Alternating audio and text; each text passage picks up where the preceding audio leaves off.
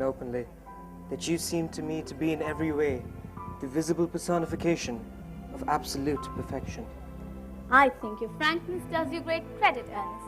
And if you will allow me, I shall copy your remarks into my diary. Do you really keep a diary? I'd give anything to look at it, may I? Oh no. You see, it is simply a very young girl's record of her own thoughts and impressions, consequently meant for publication. When it appears in volume form, I hope you will order a copy. Pray go on, Ernest. I delight in taking from dictation. I have reached absolute perfection. You may go on. I'm quite ready for more. Pray don't cough, Ernest. When one is dictating, one should speak fluently and not cough. Besides, I don't know how to spell a cough. Cecily, ever since I first laid my eyes upon your wonderful and incomparable beauty, I've dared to love you wildly, passionately, devotedly, hopelessly. I don't think that you should tell me that you love me wildly, passionately, devotedly, and hopelessly. Hopelessly doesn't seem to make much sense now, does it? Cecily. The dog cart is waiting, sir. Tell her to come around next week at the same hour. Yes, sir. Uncle Jack would be very much annoyed if he knew you were staying on till next week at the same hour. No, I don't care about Jack. I don't care for anybody in the world but you. I love you, Cecily. You will marry me, won't you? Why, of course, you silly boy. We have been engaged for the last 3 months. For the last 3 months? Yes, it will be exactly 3 months on Thursday. But how did we become engaged? Well, when dear Uncle Jack first confessed to us that he had a younger brother who was very bad and wicked, you, of course, formed the chief topic of conversation between myself and Miss Prism. And of course, anyone who's much talked about is always very attractive. One feels there must be something about him after all. I dare say it was foolish of me, Ernest, but I fell in love with you. Darling. Well, when was the engagement actually settled? On the 14th of February last, worn out by your entire ignorance of my existence, I determined to end the matter one way or the other. And after a long struggle, I decided to accept you at this spot. The next day, I bought this little ring in your name. And this is the bangle with the true lover's knot that I promised you always to wear.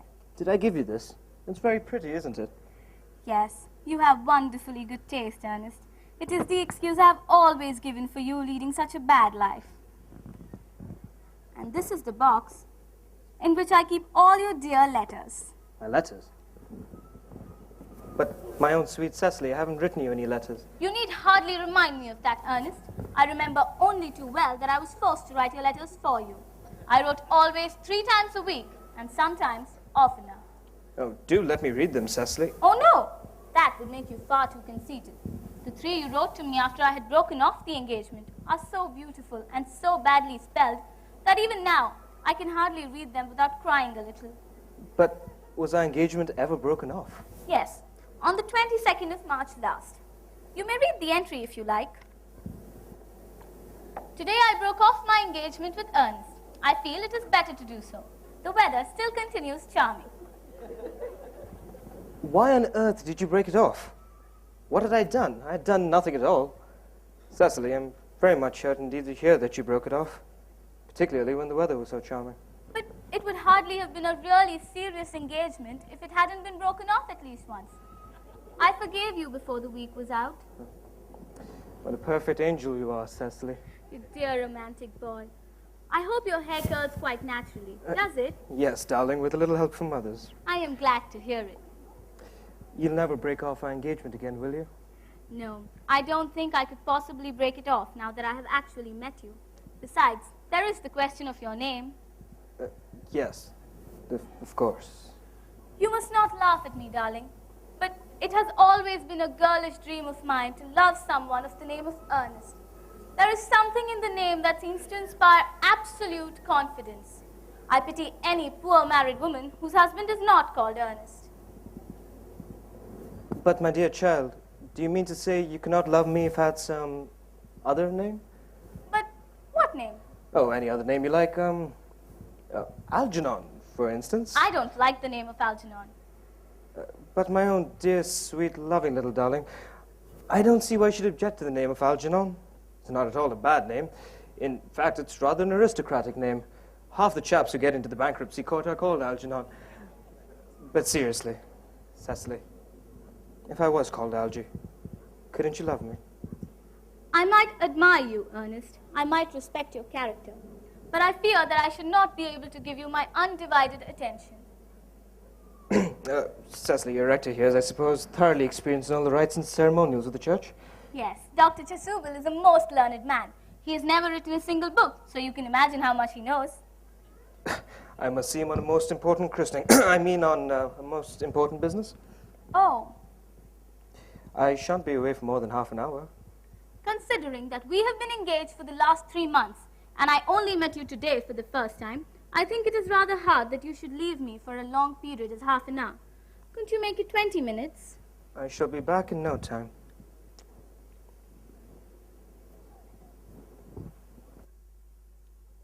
What an impetuous boy he is. I like his hair so much. I must enter his proposal into my diary.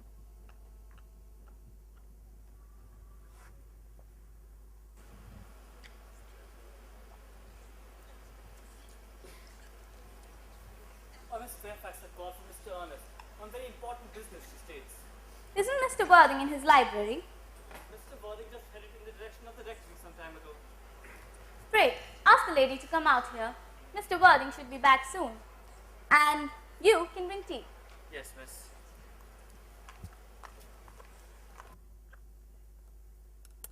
Miss Fairfax, I suppose one of the many good elderly women associated with Uncle Jack in some of his philanthropic work in the country. I don't like women who are associated with philanthropic work. I think it is so forward of them. Miss Fairfax, ma'am.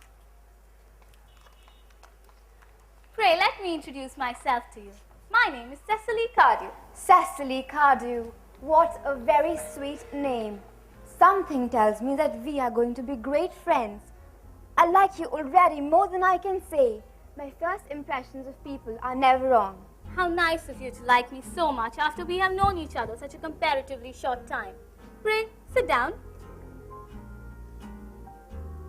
I may call you Cecily, may I not? If you wish.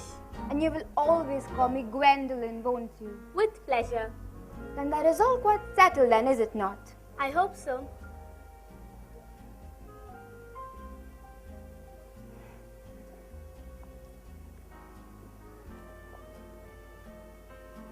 I suppose this would be a favorable opportunity for my mentioning who I am. My father is Lord Bracknell. You have never heard of Papa, I suppose? I don't think so. Outside the family circle, Papa, I'm glad to say, is entirely unknown. I think that is quite as it should be. The home seems to me to be the proper sphere for the man. And certainly, once a man begins to neglect his domestic duties, he becomes painfully effeminate, does he not? And I don't like that. It makes men so very attractive. Cecily, Mama, whose views on education are remarkably strict, has brought me up to be extremely short-sighted.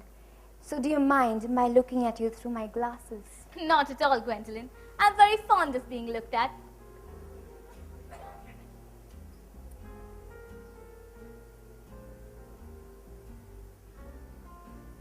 You are here on a short visit, I suppose? No, I live here. Really? Your mother, no doubt, or some female relative of advanced years, besides you also? No, I have no mother, nor in fact any relations.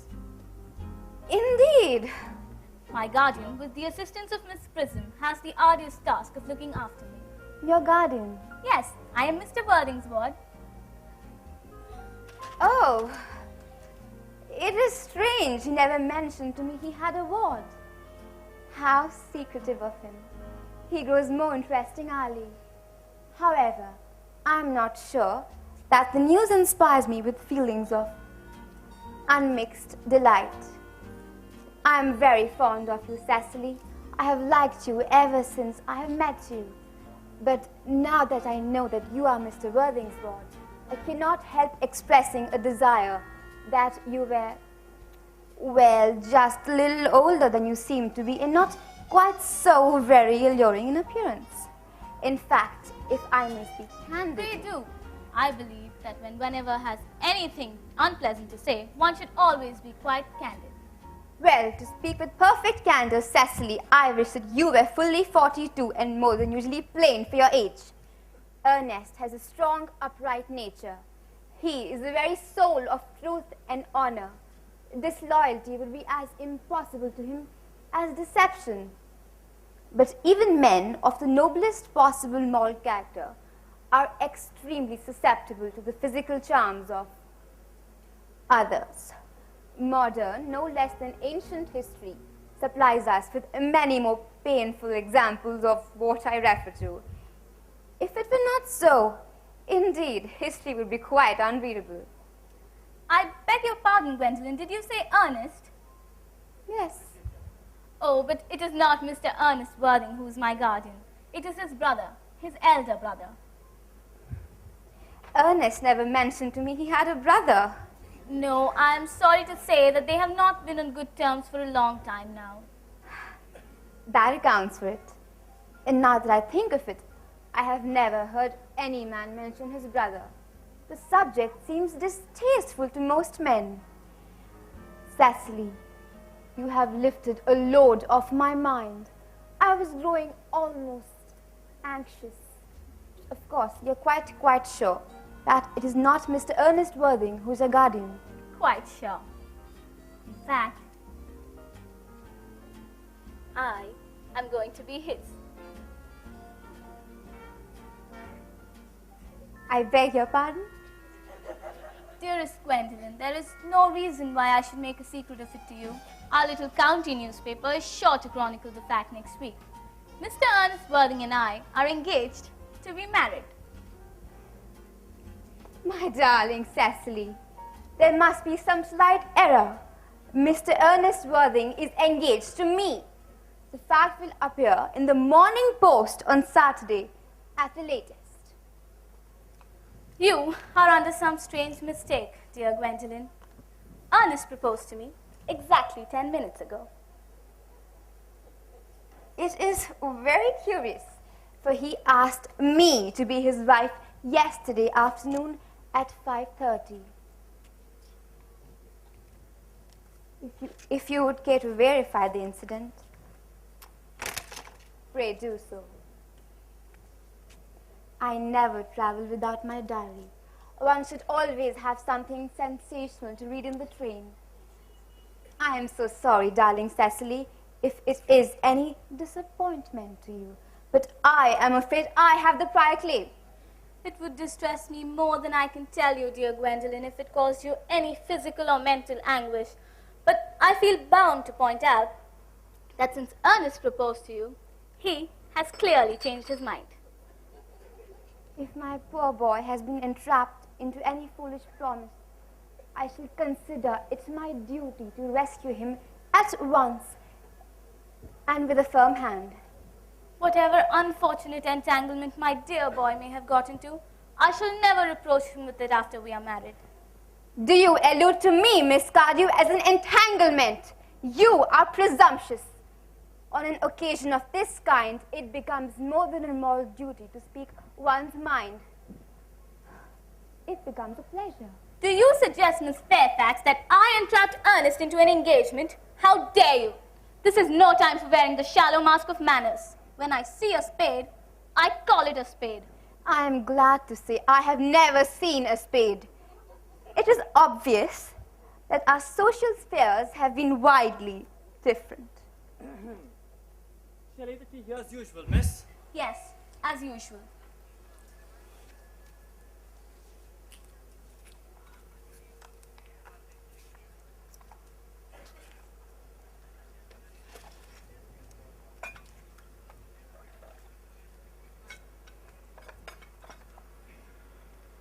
Are there many interesting walks in the vicinity, Miss Cardew? Oh yes, a great many. From the top of a hill quite close, one can see 5 counties. 5 counties? I don't think I should like that. I hate crowds. I suppose that is why you live in town. quite a well-kept garden, this is, Miss Cardew. So glad you like it, Miss Fairfax. I had no idea there were any flowers in the country. Oh, flowers are as common here, Miss Fairfax, as people are in London. Personally, I cannot understand how anybody manages to exist in the country. If anybody who's anybody does. The country always bores me to death. That is what the newspapers call agricultural depression, is it not? I believe the aristocracy are suffering from it very much just at present. It is almost an epidemic amongst them, I have been told. May I offer you some tea, Miss Fairfax? Thank you, detestable girl. But I require tea. Sugar? No, thank you. Sugar is not fashionable anymore.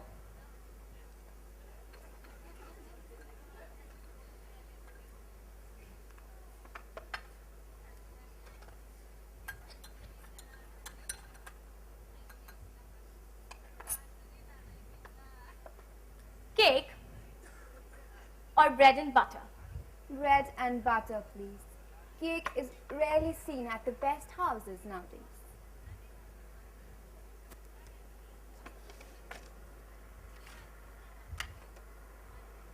Hand that to Miss Fairfax.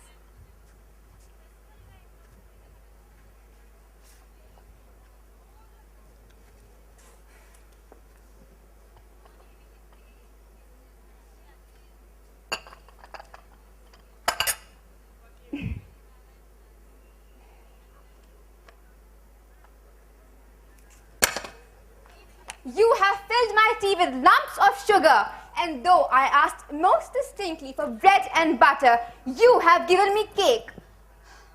I am known for the gentleness of my disposition and the extraordinary sweetness of my character.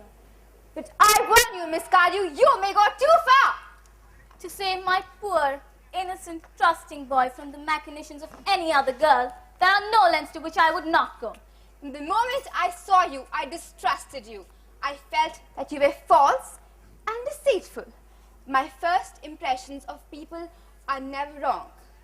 It seems to me, Miss Fairfax, that I am trespassing on your valuable time. No doubt you have many other calls of a similar character to make in the neighborhood. Earnest. Gwendolyn, My own Earnest. darling. A moment. May I ask you if you are engaged to be married to this young lady? To dear little Cecily, of course not. Who could have put such an idea into your pretty little head? Thank you. You may. I knew there must be some misunderstanding. The gentleman whose arm is at present around your waist is my guardian, Mr. Jack Worthing. I beg your pardon? This, Jack. Jack! Oh! Here is Ernest. My own love. A moment. May I ask you, are you engaged to be married to this young lady? To what young lady? Good heavens, Gwendolyn! Yes, to good heavens, Gwendolyn. To Gwendolyn. Of course not. What could have put such an idea into your pretty little head? Thank you. You may. I felt there was some slight error, Miss Cardew. The gentleman who is now embracing you is my cousin, Mr. Algernon Moncrief. Algernon Moncrief? Oh, are you really called Algernon? I cannot deny it. Is your name really Jack? I could deny it if I liked. And I could deny anything if I liked. But my name certainly is Jack. It's been Jack for years. A gross deception has been practiced over both of us. My poor wounded Cecily. My sweet, wronged Gwendolyn. You will call me sister, will you not? There is just one question I would like to be allowed to ask my guardian. An admirable idea. Mr. Worthing, there is just one question I would like to be permitted to put to you. Where is your brother Ernest? Since we are both engaged to be married to your brother Ernest, it is a matter of some importance to us to know where your brother is at present. Gwendolyn, Cecily, it is very painful for me to be forced to speak the truth, but in fact, it's the first time in my life that I've ever been reduced to such a painful position. I really have quite very little experience at all about this situation, but however, I will tell you quite frankly that I have no brother, Ernest. I have no brother at all. I've never had a brother, and I certainly have not the smallest intention of ever having one in the future. No brother at all? None. Not even of any kind? Never, not even of any kind. I'm afraid it is quite clear, darling Cecily, that neither of us is engaged to be married to anyone. Yes, it is not a very pleasant position for a young girl to suddenly find herself in now, is it? Let us go into the house.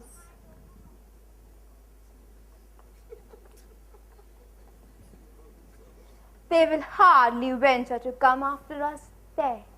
No, men are so cowardly, aren't they?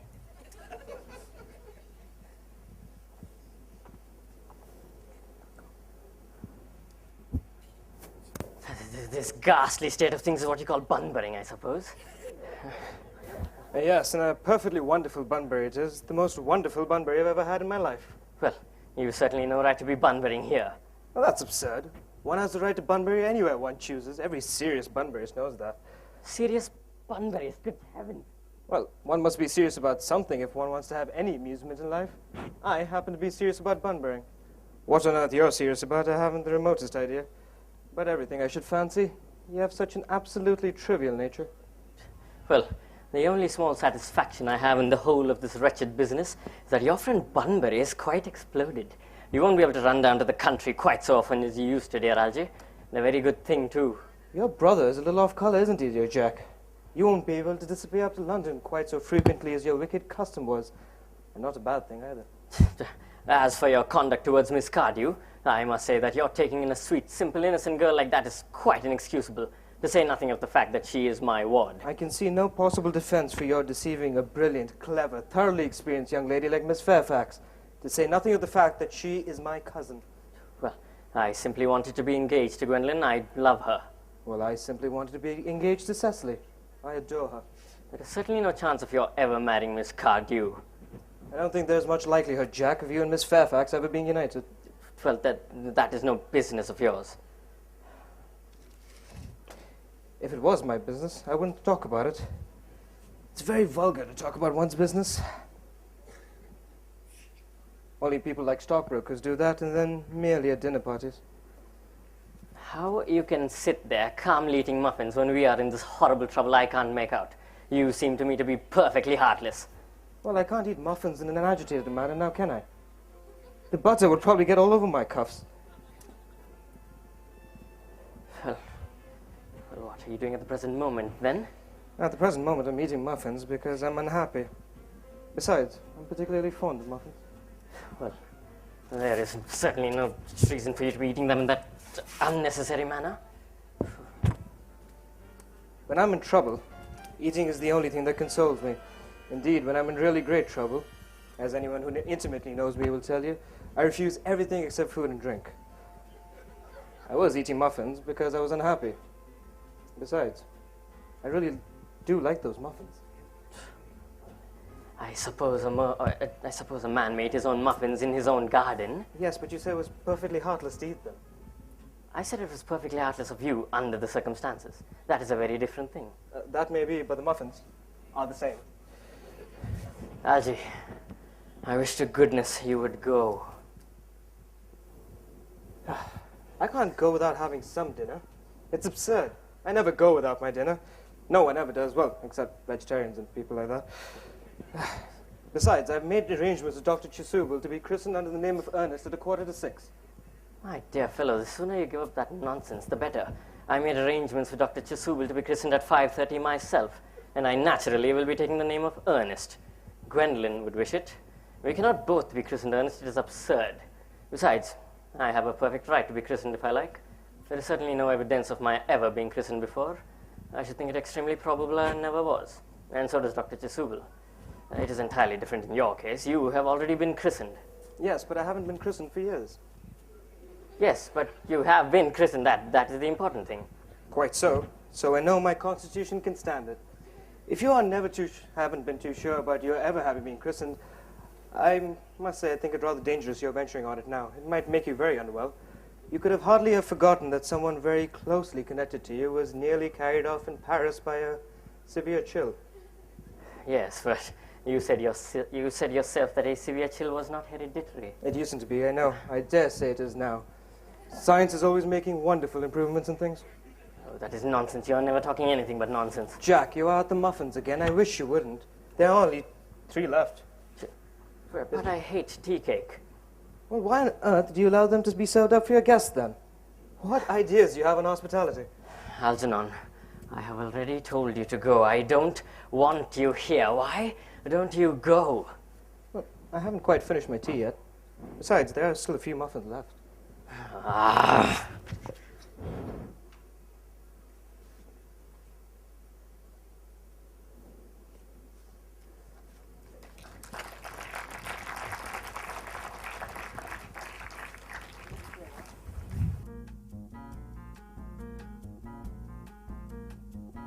To the house, as anyone else would have done, seems to me to show that they have some sense of shame left. They have been eating muffins. That looks like repentance.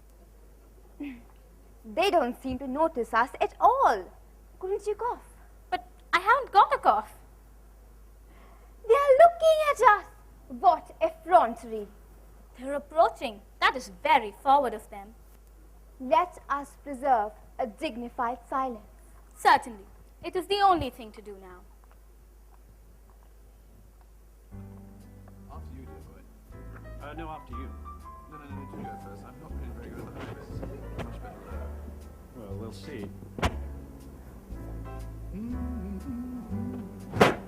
One, two, and the western wind is blowing fair across the dark Aegean Sea, and at the secret marble stair, my Tyrian galley waits for thee.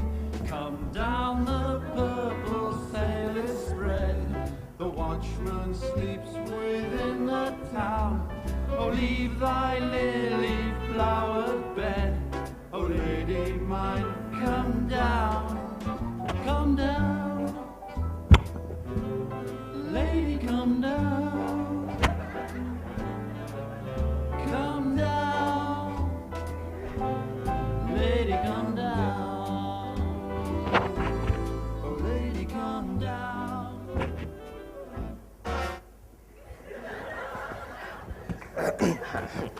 This dignified silence seems to produce an unpleasant effect.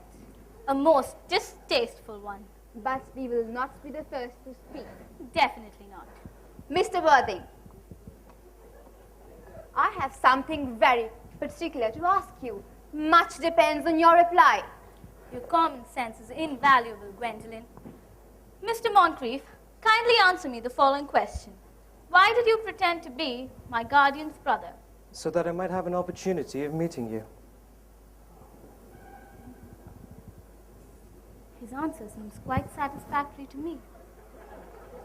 Yes, dear, if you can believe him. I don't, but that does not affect the wonderful beauty of his answer. True. In matters of grave importance, style and not sincerity is a vital thing.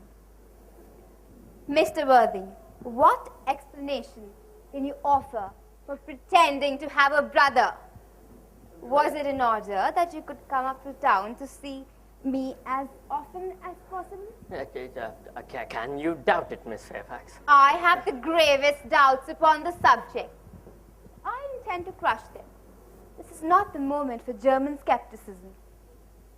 Your explanations seem to be quite satisfactory, especially Mr. Worthing's. His seems to me to have the stamp of truth upon it. I am quite satisfied with what Mr. Moncrief has said. His voice alone seems to inspire absolute credulity. Then you think we should forgive them? Yes, I mean no. True. There are principles at stake that one cannot surrender.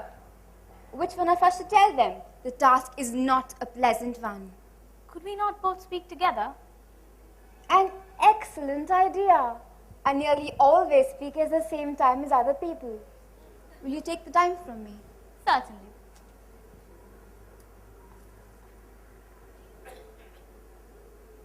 Your Christian names are still an insuperable barrier. That is all. Our Christian names. Is that all? But we are to be christened this afternoon. For my sake, you're prepared to do this terrible thing? I am. To please me, you are prepared to face this fearful ordeal. I am. How absurd to talk of the equality of the sexes. Where questions of self-sacrifice are concerned, men are infinitely beyond us. We are. They have moments of physical courage of which we women know absolutely nothing. Darling. Darling. Lady Bracknell. Good heavens. Gwendolyn, what does this mean? Merely that I'm engaged to Mr. Worthing, Mama. Come here. Sit down immediately. Hesitation of any kind is a sign of mental decay in the young and physical weakness in the old. Apprised, sir, by my daughter's sudden flight, by her trusty maid, whose confidence I purchased by means of a small coin, I followed her at once by a luggage train. Her unhappy father, as I'm glad to say, under the impression that she's attending a more than usually lengthy lecture by the University Extension Scheme. I do not propose to undeceive him. Indeed, I've never undeceived him on any question. I consider it wrong. But of course, you will clearly understand, sir, that all communications between yourself and my daughter will cease from this moment. On this point, indeed on all points, I am firm. I am engaged to be married to Gwendolyn, Aunt Augusta. You are nothing of the kind, sir. And now, as regards Algernon. Algernon, Yes, Aunt Augusta. may I ask if it is in this house that your invalid friend Mr. Bunbury resides? Oh, no, Bunbury doesn't live here. Bunbury's somewhere else at the present. In fact, Bunbury is dead. Dead? When did he die? His death must have been extremely sudden. Oh, I killed Bunbury this afternoon. Poor Bunbury died this afternoon. What did he die of? Bunbury? Oh, he was quite exploded. Exploded? Was he a victim of the revolutionary outrage? I was not aware that Mr. Bunbury was much interested in social legislation. If so, he's well punished for his morbidity. My dear Aunt Augusta, he was found out. The doctors found out that Bunbury could not live. That is what I mean to say. So Bunbury died. He seems to have had great confidence in the opinion of his physicians. I'm glad, however, that he made up his mind in the last to some definite course of action and acted under the proper medical advice of his doctors. And now that Mr. Bunbury is no more, may I ask, Mr. Worthing, who is that young person whose hand my nephew Algernon seems to be holding in the most peculiarly unnecessary manner? That lady is Miss Cecily Cardew, my ward. I'm engaged to be married to Cecily, Aunt Augusta. I beg your pardon? Mr. Moncrief and I are engaged to be married. I don't know whether there's anything particularly interesting in the air of this part of Hertfordshire, but the number of engagements that seem to go on seems to me to be considerably above average that statistics has laid down for our guidance. Some preliminary inquiries on my part will not be out of place. Mr. Worthing, is Miss Cardew at all connected with any larger railway stations in London? I merely ask for information. Until yesterday, I had no idea that there were any families or persons whose origin was terminus. Miss Cardew is the granddaughter of the late Mr. Thomas Cardew of 149 Belgrave Square, Southwest, Jervas Park, Dorking, Surrey, and the Sporran Fiveshire, North Block. That sounds not unsatisfactory. Three addresses always inspires confidence, even in tradesmen. But what proof have I of their authenticity? I have carefully preserved the court guides of the period. They are open to your inspection, Lady Bracknell. I've known some strange errors in that publication. Miss Cardew's family solicitors are Messrs. Markby, and Markby. Markby, a firm with the very highest position in their profession. Indeed, I'm told that one of the Mr. Markbys is occasionally seen at dinner parties. So far, I'm satisfied. How extremely kind of you, Lady Bracknell. I have also in my possession, you will be glad to hear, certificates of Miss Cardew's birth, baptism, whooping cough, registration, vaccination, confirmation, and the measles, both the English and the German variety. Ah, nice childhood incident, I see. Though perhaps too exciting for a young girl. I'm not in favor of premature experiences. Gwendolyn, the time approaches for our departure. You shall accompany me. Mr. Worthing, as a part of form, may I ask you if Miss Cardew has any fortune left? Oh, about £130,000 in the funds. That is all. Goodbye, Lady Bracknell. So pleased to have seen you. A moment, Mr. Worthing. £130,000? And in the funds? Miss Cardew seems to be a very attractive lady now that I look at that. Few girls of the present day have any solid qualities, any qualities that last and improve with time. I regret to say we live in an age of surfaces. Come here, dear child. Dear child, your dress is sadly simple and your hair is almost as nature might have left it. But all that can be soon altered. A thoroughly experienced French maid has a marvelous effect in a brief space of time. I remember recommending one to Lady Lansing, and within 3 months her own husband didn't recognize her. And in 6 months, nobody did. Kindly turn around, dear. No, the side view is what I want. Yes, quite as I expected. There are distinct social possibilities in Miss Cardew's profile. The two weak points of our age are its want of principle and its want of profile. The chin a little higher, dear. Style largely depends on the way the chin is worn, and at present it is worn very high. Algernon? Yes, Aunt Augusta. There are distinct social possibilities in Miss Cardew's profile. Cecily is the sweetest, dearest, prettiest girl I've ever known, and I don't care 2 pence about social possibilities. Do not speak disrespectfully of society, Algernon. Only people who cannot get into it do that. My dear child, you do know that Algernon has nothing but his debts to depend on. I do not believe in mercenary marriages. When I married Lord Bracknell, I had no fortune of any kind. Of course, I didn't allow that to stand in my way. I suppose I must give my consent. Thank you, Aunt Augusta. Cecily, you may kiss me. Thank you, Lady Bracknell. You may also address me as Aunt Augusta from the future. Thank you, Aunt Augusta. I suppose the wedding must occur as soon as possible. Oh, thank you, Aunt Augusta. To speak frankly, I'm not in favor of long engagements. It gives people the opportunity of finding out each other's character before marriage, and that is never advisable. I beg your pardon for interrupting you, Lady Bracknell, but this engagement is quite out of the question. Miss Cardew is my ward, and she cannot marry without my consent till she comes of age. That consent I decline to give. Upon what grounds? Algernon is extremely, I may almost say ostentatiously, an eligible young man. He looks nothing, but he is everything. What more can one desire? I fear there can be no possible doubt about the matter. I suspect him of being untruthful. Untruthful? My nephew Algernon? Impossible. I really fear there can be no doubt about the matter at all. This afternoon, during my temporary absence in London, on an important question of romance, he obtained admission to my house by the false pretense of being my brother. Under an assumed name, he drank, I've just been informed, an entire pint bottle of my Perrier Jouet, wine I was specially reserving for myself. Continuing his disgraceful deception, he succeeded in the course of the afternoon in alienating the affections of my only ward. He subsequently stayed to tea and devoured every single muffin. And what makes his... Thank you, Elaine. And what makes his conduct all the more heartless is that he was perfectly well aware right from the start that I have no brother Ernest, that I never had a brother Ernest, and I certainly have not the smallest intention of having one in the future. I distinctly told him this yesterday afternoon. After careful consideration, Mr. Worthing, I've decided to overlook my nephew's conduct to you. How extremely kind of you.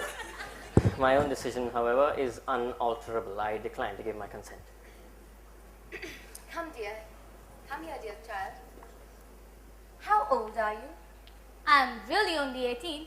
but I always admit to 20 at evening parties. You're perfectly right in making some slight alteration. Indeed, no woman should be quite accurate of our age. It looks so calculating. 18, but admitting to 20 at evening parties. Well, it will not be very long before you are of age and free from the restraints of tutelage. So I suppose your guardian's consent is of no importance. I beg your pardon, Aunt Augusta, but I have to interrupt you again. You see, under the terms of her grandfather's will, Miss Cardew does not come legally of age till she is 35. That does not seem to me to be a grave objection. 35 is a very attractive age. London society is full of women who have, of their free choice, remained 35 for years. Lady Dumbleton is a point in instance. According to my knowledge, she's been 35 ever since she arrived at the age of 40, which was many years ago. Algy, could you wait for me till I was 35? You know I could, Cecily. Yes, I felt it instinctively. But I couldn't wait for that long. I hate waiting for anyone, even for 5 minutes.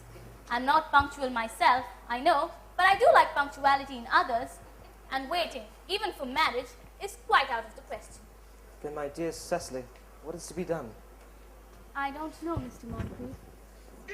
Mr. Worthing, as Miss Cardew positively states that she cannot wait until she's 35, a remark which I'm bound to say shows somewhat an impatient nature. I beg you to reconsider your decision. But my dear Lady Bracknell, the matter is entirely in your own hands. The moment you consent to my marriage with Gwendolen, I will most gladly allow your nephew to form an alliance with my ward. You're quite aware that what you propose is out of the question. Then a passionate celibacy is all that any of us can look forward to. That is not the destiny I propose for Gwendolen. Algernon, of course, can choose for himself. Come, dear Gwendolen, we've already missed 5 trains, if not 6. To miss more might expose us to comment on the platform. Everything is quite ready for the christenings. The christening, sir? Is not that somewhat premature? Both these gentlemen have expressed a desire for immediate baptism. At their age? The idea is grotesque and irreligious. Algernon, I forbid you from being baptized. If Lord Bracknell found out that this is the way you were wasting away your time and money, he would be very displeased. I too understand that there will be no christenings at all this afternoon. I don't think that as things are now, it is of much practical value to either of us, Dr. Chasuble. I'm grieved to hear such sentiments from you, Mr. Worthing. They savor of the heretical views of the Anabaptists. Views that I've completely refuted in 4 of my unpublished sermons. However, since your present mood seems peculiarly secular, I shall return to the church at once. Indeed, I've been told that for the last hour and a half, Miss Prism has been waiting for me in the vestry. Miss Prism? Did I hear you mention a Miss Prism? Yes, Lady Bracknell, I'm on my way to join her. Pray allow me to detain you for a moment. This might be of grave importance to me and Lord Bracknell. Is this Miss Prism a female of repellent aspect, at all connected to education? Oh, she's the most cultivated of ladies, and the very picture of respectability. It is obviously the same woman. What position does she hold in your household? I'm a celibate, madam. Miss Prism, Lady Bracknell, has been for the last 3 years Miss Cardew's esteemed governess and valued companion. In spite of what I hear of her, I want her to be sent immediately. Oh, she approaches. I was told you were waiting for me in the vestry, dear Canon. I've been waiting there for you for an hour and 3/4. Prism? Come here, Miss Prism.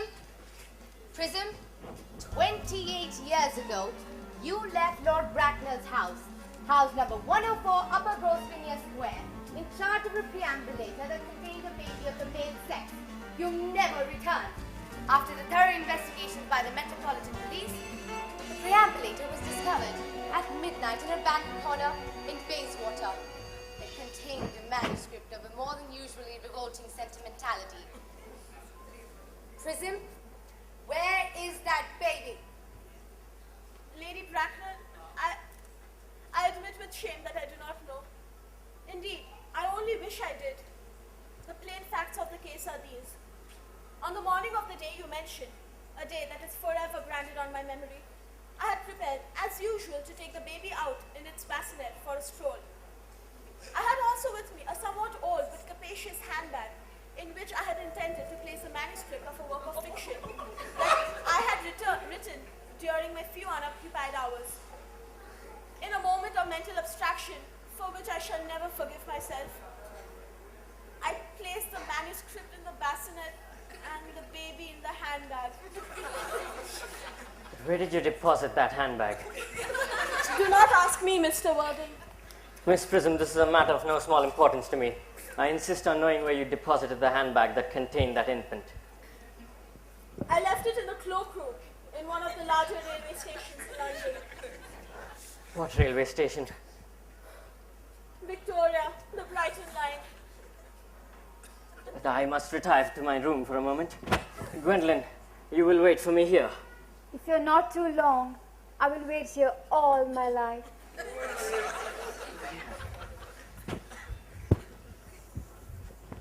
Lady Bracknell, what do you think this means? I need hardly to suspect if Dr. Chasuble. Of course you're aware that the families of highest position, strange coincidences are hardly supposed to occur, and not considered routine. Uncle Jack seems strangely agitated. Garland seems to have a very emotional nature. This noise is very distressing. It sounds like he's having an argument. And I do not like arguments. They're always so vulgar and often so convincing. The noise has stopped now. The suspense is terrible. I hope it will last. Is this the handbag, Miss Prism? Examine it carefully before you speak. The happiness of more than one life depends on your answer. Yes, I do believe it is. Yes, indeed. Here is the injury it received during an upsetting of a Gower Street omnibus, an incident which occurred in happier and younger days.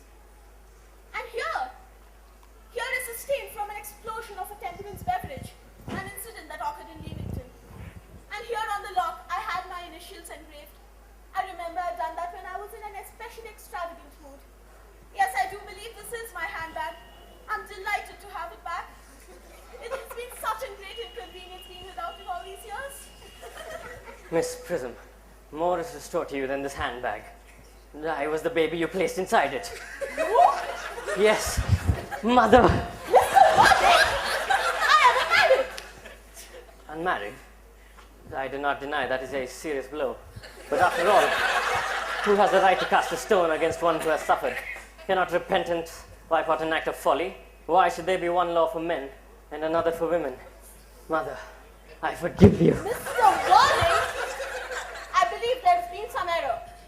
There is a lady who can tell you who you really are. I hate to seem inquisitive, Lady Bracknell, but will you kindly inform me who I am?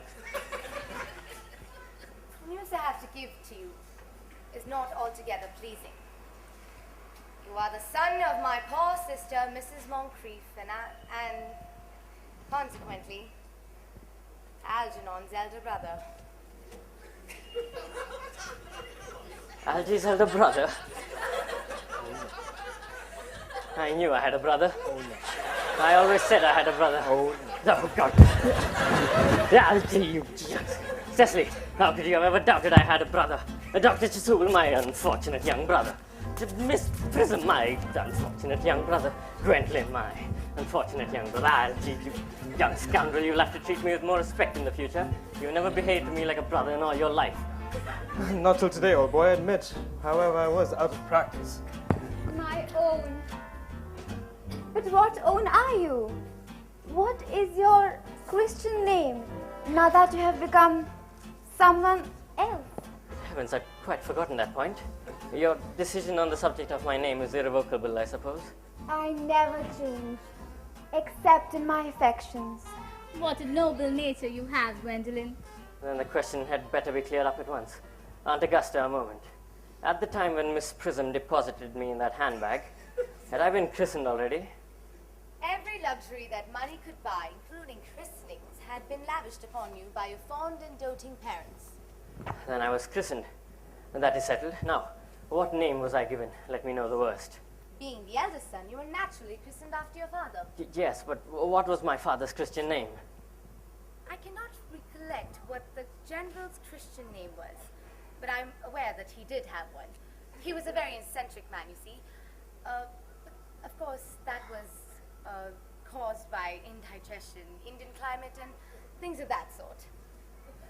Algie, can't you recollect what our father's Christian name was? My dear boy, we were never on speaking terms. He died before I was a year old. His name would appear in the army lists of the period, I suppose, Aunt Augusta. The general was a man of peace, except in his domestic life, of course. But yes, I do know that his names would be in the army lists. Oh, the army lists of the last 40 periods are here. These delightful records should have been my constant study.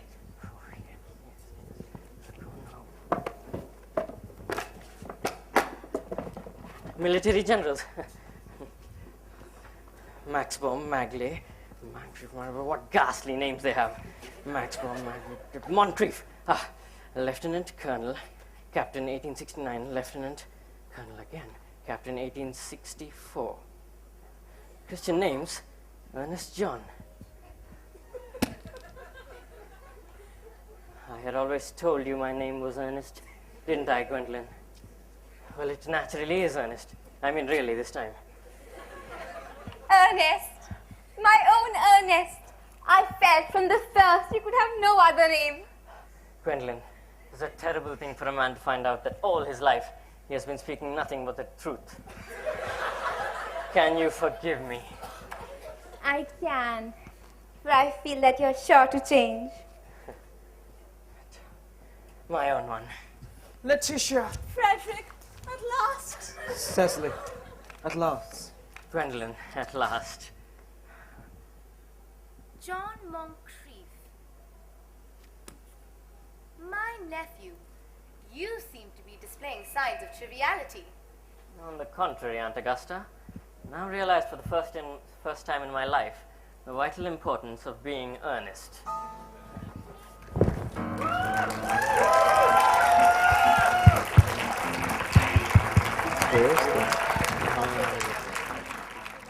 Thank you, ladies and gentlemen. Before I introduce the cast and crew to you, I'd like to brief you a little upon our work.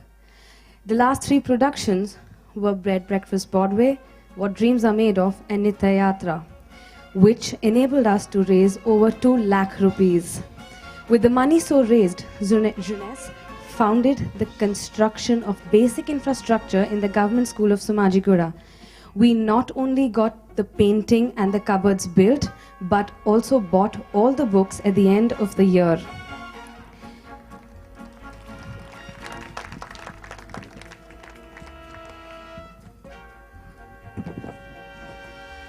I'd like to thank our sponsors, our main sponsors, Kitty Group of Companies, our associative sponsors, APTDC, and our media sponsors, Avant-Garde Life magazine. Sorry. Now coming up to the cast and crew. Rahul as Algie. Nihar as Jack. Sampada, Lady Bracknell. Raisa as Gwendolyn. Shantani as Miss Prism. Prashant as Dr. Chasuble. And Ravi Kundalia as Lane and Merriman. Nidhi Bala Subramaniam as Cecily.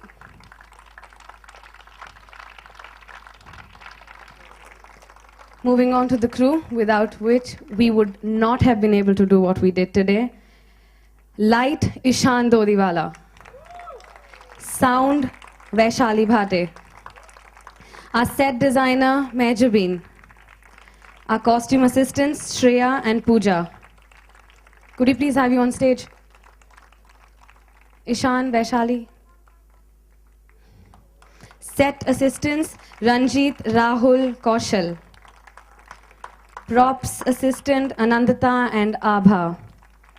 We'd also like to thank Ananta Huja for our last-minute alterations.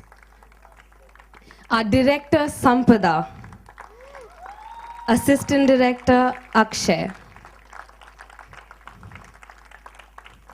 And me, the production manager. Thank you so much, ladies and gentlemen. Hope you have a safe ride home. Good night.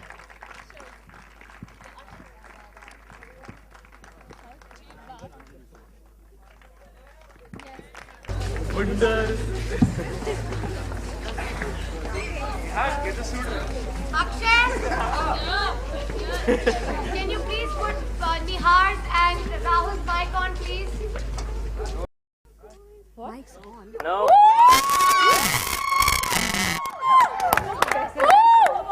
Go, Nihar! Wait! Nihar! Nihar? Impromptu, of course. Rahul's mic and his mic, please. Rahul and Nihar's mic. Come on, guys. That's 1 and 2.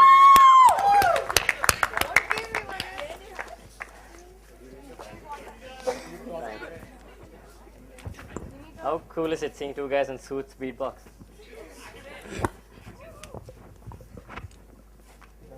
No, you wait. No. Just start something.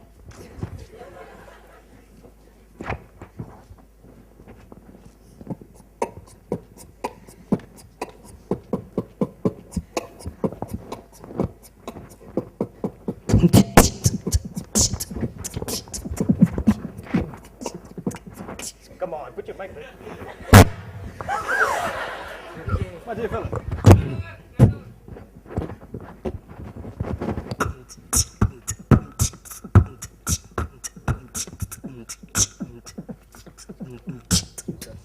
Thank you. You go.